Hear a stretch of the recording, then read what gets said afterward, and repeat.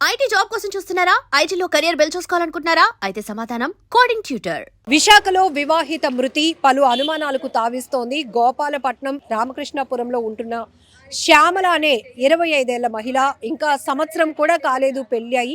అత్తింటి వేధింపుల వల్లే తను చనిపోయింది అనేది కూడా బంధువులు, ముఖ్యంగా ఆ అమ్మాయి తాలూకా తల్లిదండ్రులు ఆరోపణలు చేస్తున్నారు. మరొక వైపు మాకు అనుమానాలు రేకెత్తడానికి అనేక ఆధారాలు ఉన్నాయి అంటూ కూడా ఆ ఊరు పెద్దలు కూడా చెప్తున్నారు. అసలు ఏం జరిగింది? డిసెంబర్ 6వ తేదీ వస్తే పెళ్ళయి సంవత్సరం అవుతుందంట. అంటే ఇప్పటికీ 11 నెలలు నడుస్తోంది. ఇంతలోనే ఆ అమ్మాయి కూడా ఎన్ఎస్టీఎల్లో జాబ్ చేస్తుంది. 45,000 రూపాయలు జీతం సంపాదిస్తోంది. బీటెక్ చదివినటువంటి అమ్మాయి, చాలా ధైర్యవంతురాలు, మంచి అమ్మాయి. అలాంటి అమ్మాయి ఎందుకు చనిపోవాలనుకుంటుంది? ఇది ఖచ్చితంగా చంపేసి ఇలా ఆత్మహత్యగా క్రియేట్ చేస్తున్నారు. అందుకు సంబంధించి అనేక అనుమానాలు మాకున్నాయి అంటూ ఊరు పెద్దలు చాలా మంది ఉన్నారు. సర్పంచ్ గారు మరి ముఖ్యంగా కొన్ని డౌట్స్ అయితే రేస్ చేస్తూ పోలీసులు కూడా కంప్లైంట్ ఇవ్వడం జరిగింది. ఇప్పటికే వీరందరూ బంధువులు, తల్లిదండ్రులు ఇచ్చినటువంటి కంప్లైంట్లు, ఆ ఫ్యామిలీ నుంచి వస్తున్నటువంటి వేధింపులు ఏంటి అనే దానిపైన కూడా పూర్తి వివరణ ఇచ్చిన తర్వాత అనుమానాస్పద మృతి కేసులో కానీ ఆ భర్తను కూడా అదుపులోనికి ప్రస్తుతానికి తీసుకున్నారు పోలీసులు. సర్పంచ్ గారితో మాట్లాడదాం. సార్, మీరు ఘటనా స్థలికి వెళ్ళి చూసినప్పుడు మీకు వస్తున్న డౌట్స్ ఏంటి? నాకు తెల్లవారే 1:30 సమయంలోనే శ్యామలాదేవి వాళ్ళ పేరెంట్స్ మాకు వరుసగా తాతయ్య నానమ్మ అవుతారు. వాళ్ళు నాకు ఫోన్ చేసి, బాబు ఇలాగా మన పాప చనిపోయిందని గోపాలపట్నం పోలీసులు తెలియజేశారని చెప్పగానే నేను హఠాత్తున కారు వేసుకొని నేను తన ఇంటికి వెళ్ళి వాళ్ళు తీసుకొని పికప్ చేసుకొని మా గ్రామ పెద్దలందరినీ తీసుకొని నేను ఘటన స్థలానికి చేరుకోవడం జరిగింది. తెల్లవారు 4 గంటలకి నేను వెళ్ళబోతేప్పటికి అక్కడికి ముద్దాయి లేడు, వాళ్ళు పోలీసు వారే ఉన్నారు. మరి మేము వస్తే ఏమైనా అంటామని ఇతోడో దేనితోడో మాకు ముద్దాయిని చూపించలేదు.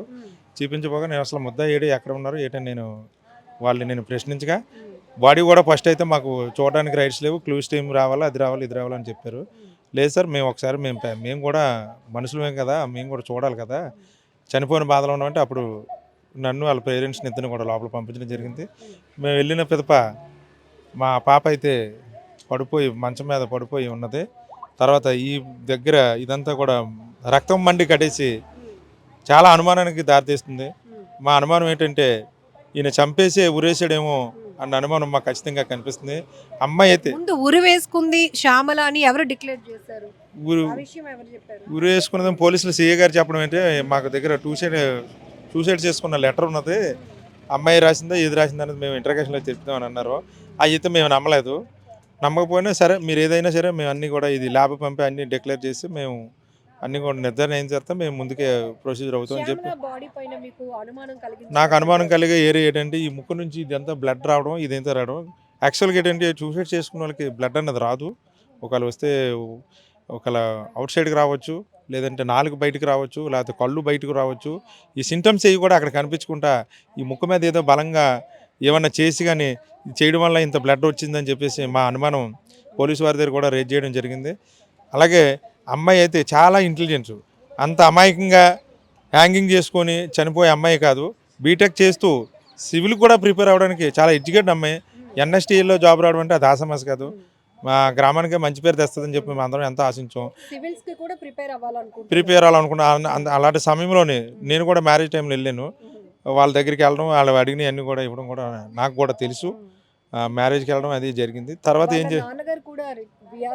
వాళ్ళ నాన్నగారు కూడా ఎక్స్-ERO చేశాడు. చేస్తూ ఈ అమ్మాయి అయితే అంత ఇదిగా చేసుకుంటుందని మేము కూడా ఎవరు నమ్మలేకపోతున్నాం, నమ్మలేదు కూడా. ఇప్పుడు మీరు చెప్పిన పాయింట్స్లో అమ్మాయి సూసైడ్ నోట్ రాసుకుంది అని అంటున్నారు కదా, ఆ రైటింగ్ ఒక్కసారి మనం చూస్తే కనుక ఎలా అనిపిస్తుంది? ఆ రైటింగ్ ఈ రైటింగ్ కొద్దిగా తేడాగా కనిపిస్తుంది. మేము ఆల్రెడీ పోలీసుల దృష్టిలో కూడా మాకు దీని మీద అనుమానం ఉందని చెప్తే ఖచ్చితంగా ల్యాబ్ తీసుకెళ్ళి చర్యలు తీసుకుంటున్నారు, తెలియజేసుకుంటామని చెప్పారు. ఖచ్చితంగా ఇతనైతే అమ్మాయితో నాకు అనుమానం ఏంటంటే వీడికి ఏరే అక్ర సంబంధాలు ఏమైనా ఉండి కూడా ఈ అమ్మాయిని అవాయిడ్ చేసి ఇబ్బంది గురి చేస్తూ, అలాగే ఇంకా ఏమైనా ఎక్స్ట్రా తెమ్మని కానీ, ఇంకా భూములు తెమ్మని కానీ, ఆస్తులు తెమ్మని కానీ ఎరా చేసాడనే చేస్తున్నాడని చెప్పి నాకు పేరెంట్స్ కూడా నాకు తెలియజేస్తున్నారు. ఇదన్నీ కూడా ఏంటంటే అమ్మాయి కొంచెం నిజాయితీ అయిన అమ్మాయి, కొంచెం పెద్ద కుటుంబం నుంచి ఉందాతనంగా ఉండే ఈ భర్త వేధింపులు బయటికి చెప్పుకోలేక ఇవన్నీ భరాయిస్తూ ఉంటూ వీటితో రోజు టార్చర్ భరిస్తుంది. కానీ ఈ అమ్మాయిని ఖచ్చితంగా చంపేసాడనే ఖచ్చితంగా మేము నమ్ముతున్నాం. అంటే పెళ్లి అయ్యి ఇంకా 1 ఇయర్ కూడా అవ్వలేదు, 11 నెలలు నడుస్తోంది. చాలా ఘనంగా కట్న కానుకలు ఇచ్చి పెళ్లి చేశామని కూడా ఆ తల్లి రోధిస్తోంది.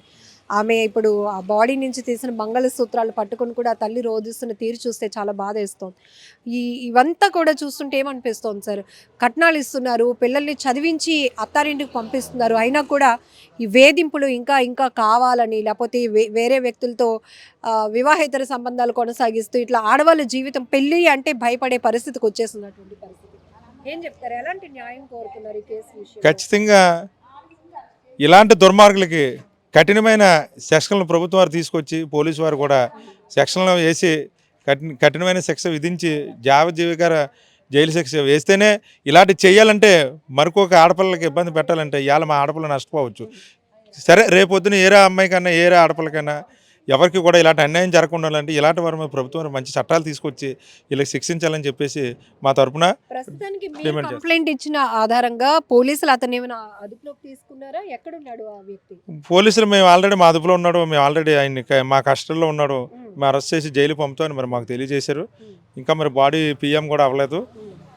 ఇది ఏదైనా రేపటికి మాకు ఒక అవగాహన వచ్చిన తర్వాతే మేము ఏదైనా తదుపరి ముందుగా అడిగేసి పోలీసుల మీద కూడా మా ఒత్తిడి పెంచుదామని తెలియజేస్తున్నాం. సో ఇప్పుడు శ్యామల మృతిపై సర్పంచ్ గారు వ్యక్తం చేసిన కొన్ని అనుమానాలు చూస్తుంటే ఫస్ట్ ఆమె రాసినటువంటి లెటర్, ఆమె రాసింది అన్నట్టు అక్కడ చెప్తా ఉన్నారు.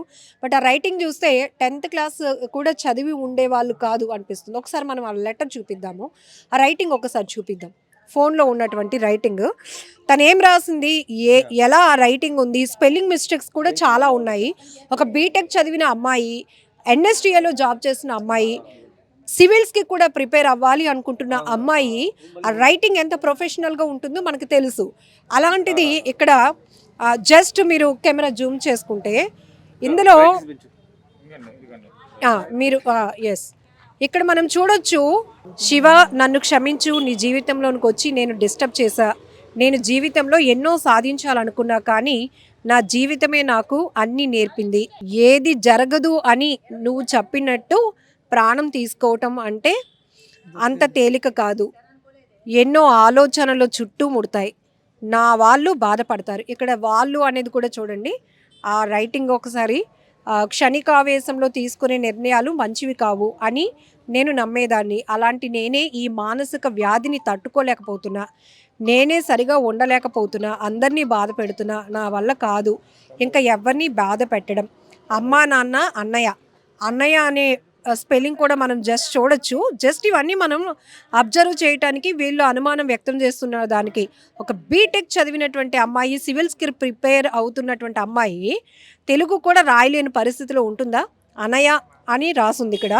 ఏమైనా అంటే దయచేసి బాధపడకు, వాళ్ళు చాలా మంచి వాళ్ళు. ఇక్కడ మంచి వాళ్ళ దగ్గర కూడా మీరు రైటింగ్ అబ్జర్వ్ చేయొచ్చు. అలాగే అత్తయ్య మామయ్య వాళ్ళని క్షమించమను, నేను వాళ్ళకి సేవ చేయలేదు సరికదా, బాధ పెడుతున్నా, నువ్వు జాగ్రత్త, ఇంట్లో అందరినీ బాధ పెట్టకుండా చూసుకో, వచ్చే జీవితం అంటూ ఏదైనా ఉంటే నీకు ప్రియమైన వారిగా పుట్టాలి అనుకుంటున్నా, నీకు ప్రియమైన దానిగా లేదు అంటే నీకు మళ్ళీ వైఫ్గా పుట్టాలి అనుకుంటున్నా. ఇట్లాంటి పదాలు జనరల్గా వాడుతూ ఉంటారు ఒక ఎమోషనల్లో ఎవరైనా ఉంటే. నాకు జరిగిన దానికి నా అతి ఆలోచనే కారణం, దీనికి ఎవరు బాధ్యులు కారు. ఇక్కడ ఎవరు అనేది కూడా మనం స్పెల్లింగ్స్ చూడొచ్చు. నా భర్తని ఏమైనా ఇబ్బంది పెడితే వాళ్ళు ఎప్పుడు నన్ను ప్రేమించలేదని భావిస్తాను, ఇట్లు నీ శ్యామల, బీటెక్ చదివినటువంటి ఆ అమ్మాయి. ఎస్. సో ఆ అమ్మాయి రాసినటువంటి రైటింగ్ జస్ట్ మీరు అబ్జర్వ్ చేయడానికి మనం పెట్టాము. అమ్మా నాన్న అన్నయ్య ఇంకా నా స్నేహితులు నన్ను క్షమించండి, మీరు నాకు చాలా చేశారు కానీ నేనేమి చేయలేకపోయాను, పొరపాటున మిమ్మల్ని ఎవరినైనా బాధ పెట్టుంటే క్షమించండి, మీరు నాకు చాలా సపోర్ట్ చేశారు, నేను మీ అందరినీ బాగా మిస్ అవుతాను, కానీ మీరు ఎప్పుడు బాధపడకూడదు, అలా చేస్తే మీరు నన్ను ప్రేమించలేదు అని ఫీల్ అవుతా. ఇది ఎక్స్ట్రా లైన్స్. సో ఇది ఎప్పుడైనా ఇది ఎండింగ్ అయితే కనుక శ్యామల ఇక్కడ సంతకం పెట్టాలి. నెక్స్ట్ ఇంకోటి ఉంది మేడం, లెటర్ ముందు రాసినప్పుడు లెటర్కి బ్లడ్ ఎందుకు అంటుకుంటుంది?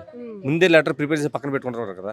మీకు వస్తున్న అనుమానం అంటే తన భర్తే చేతితో పట్టుకున్నాడు కాబట్టి తన భర్తకున్న బ్లడ్ దీనికి అంటుకుని ఉండొచ్చు అని మా అనుమానం.